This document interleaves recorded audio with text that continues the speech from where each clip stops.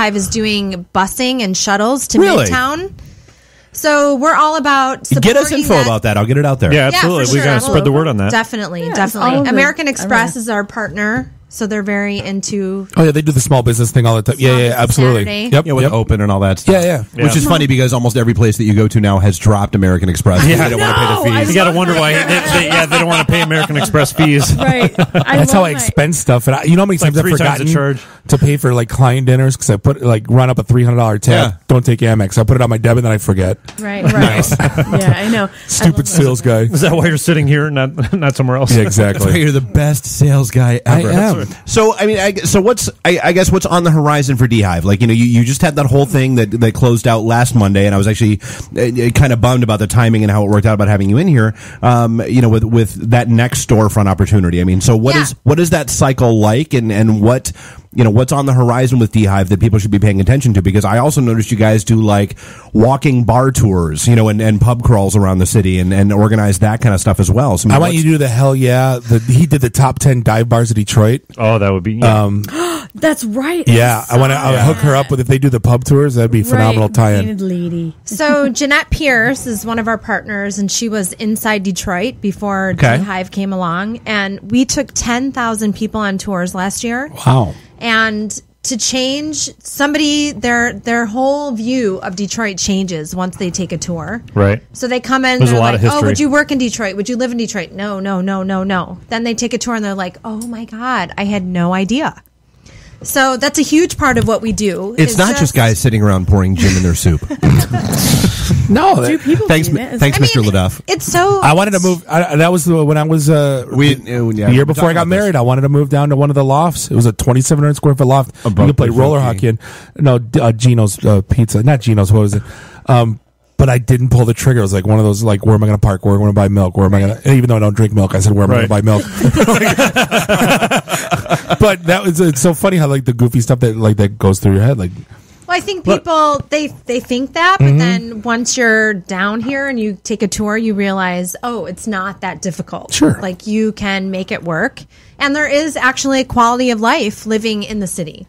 Like there's pockets of people are Texas. They got. I mean, are very adaptable. I'll be honest. I saw a beautiful house. Like the house that it's kind of like the Weird Science house. That beautiful old English Tudor. Right. It's like 3,200 square foot. It was like $100,000. It needed work on the inside. I'm like, oh my God, babe, wouldn't this be great to move down here? And I looked at the tax. It was $100,000 house. Taxes were $6,000. I'm like, oh my God. Taxes are a little high. That's a different conversation. Yeah, I know. You'd be surprised how many people come into D-Hive that are like, I used to live here. I'm moving back, or I'm an empty nester. I've been living in Minneapolis. Oh, we see that with how are they hearing about D-Hive? Like what? It's interesting. We're kind of like the welcome center, so they get directed to us by DGC, MEDC. I'm using all these. Yeah, alphabet soup. What is this? Still waiting on a beer, Bob. But you said you were good, Steph. No, I said we have a very robust communications and social media and lots of connections out in the community. So people somehow get directed to us, and they're. I moved back here from Minneapolis. I want to get involved. Well, and we see so much energy. We see that with our group. We're seeing more and more folks that are coming, that are shooting us notes saying, "Hey, look, I'm getting ready to reload from." Well, no, it's hey, I'm relocating back to Detroit from Texas. I've never heard it as much. I've never heard it as much as I've heard it in the last year. Well, because in 2008 there was a mass exodus from North Carolina, Texas, Arizona. And now in California, even everybody's coming back now. So people are coming back for jobs. No, right now we have jobs. Now you have jobs. Well, they're coming back to they're coming back to be around their family that they left here. They're coming back to get back. I mean, there's a lot of home. Not only exactly, but I mean, there's a lot of STEM jobs, and that's the one thing that and a lot of nursing jobs. But it's the one thing. It's like, where's the rest of them? I always preached outsource rural, outsource Detroit. You're getting. And it's starting to happen, but it's just, I guess someone's got to start the trend, right? Yeah, absolutely. And a lot of people are, and I think we're trying to advocate taking your job into your own hands and not depending on maybe a big corporation or GM or the auto industry. No offense to them. God bless them. But getting back to the small local merchant, the corner store, the little boutique, bring back the town club stores. Yeah, the tiny, you think about the shopping districts in the city of Detroit. Jefferson, Livernois, Gratiot, Van Dyke. Some of these beautiful, the bones are amazing, but because of the big box retail, because of these gigantic corporations, we've kind of lost touch with our local communities. So that's what we're trying to empower people to create jobs for themselves, to, until they get bigger and grow up and become one of the big box stores, and then we'll hate them again. Did you ever see the? You know what I hear all the time about Detroit is one of Detroit's biggest problems is geography. The fact that it's so large, so big, and there's pockets of people living down here, pockets of commerce, that they're so far apart from one another, relatively speaking. That's what people say, but sometimes... Are you not seeing that? Like what? No, I totally am. I think Detroit, to me, seems huge. It feels huge, but then I hear other people arguing that, it's not big compared to these other... But I think we've just had some different issues compared to some of these other communities. True. Well, I mean, there was a lot of sprawl for a number of years, and it never contracted as things were contracting. That was part of the problem. Right. I mean, it's certainly not walkable. I mean... No, it's not. No. It's just kind of ironic. And then no public transportation, which is an issue. Right. And then we have these 6-lane highways. You think about Michigan Avenue, Corktown, which should be... I mean, talk about gentrification and hipsters and all that BS. Right.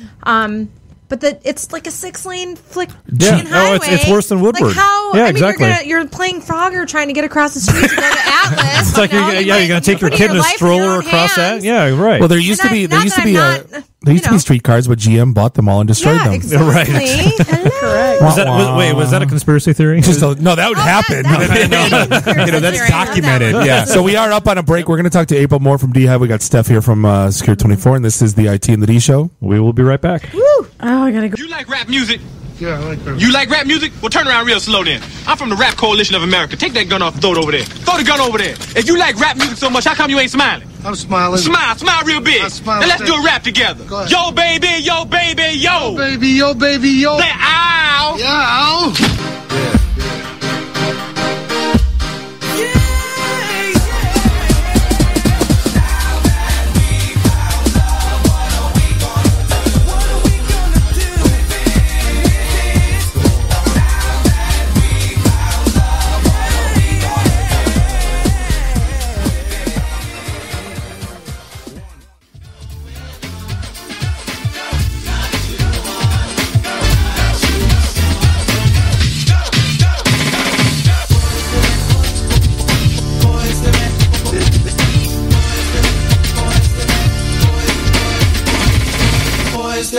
ABC, BBD. What the hell am I looking at? When does this happen in the movie? Now. You're looking at now, sir. Everything that happens now is happening now. What happened to then? We passed then. When? Just now. We're at now. Go back to then. When? Now. Now? Now. I can't. Why? We missed it. When? Just now. When will then be now? Still the best.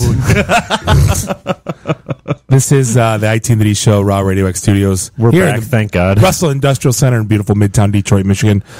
This is episode 20. And what we've learned is Jeff is whiter than I am. We were just arguing about the music and how that was so bad. Jeff just says, Bob, change the music. I'm like, delicious. That was music. so unbelievably bad. Next week I want Bell-Biftable Poison. Oh, No. Poison. You know what? I almost threw that in there. I almost did, actually. What about some salt? I played that at the Blackfin like 2 weeks ago. They looked at me like I was a crackhead. You are a little bit of a crackhead. And we just found our new drop. I scratch love it. Yeah. Just dance. Right. I'm alone in my defiance. We've been hanging out with April from D-Hive. Really cool stuff going on. Wow, this is fun. You're liking it? Wait, don't. It's totally not what you feared it was going to be when we were at 3rd Street, did you? Control your enthusiasm over there. I've never seen you're like that Slim Jim. When's the last time you had a Slim? When's the last time you had one of those? I mean, get after it, girl. And there's our wait, what was that? Yeah. That was.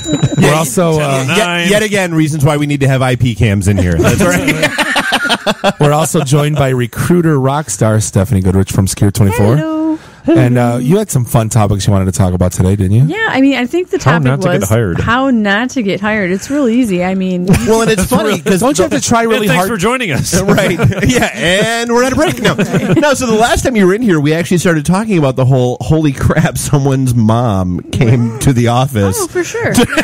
Well, LinkedIn just had a bring your parents to work day. Yeah, you can't do that. Oh, they did not. They absolutely did. They absolutely did. LinkedIn sponsored a bring your parents to work day. Bring your parents to work day. So when I worked for you supported that? Did not. Oh, I was gonna say no. When my dad retired, and I flew every week, my dad was like, "Hey, I'll take you to the airport. Give me something to do."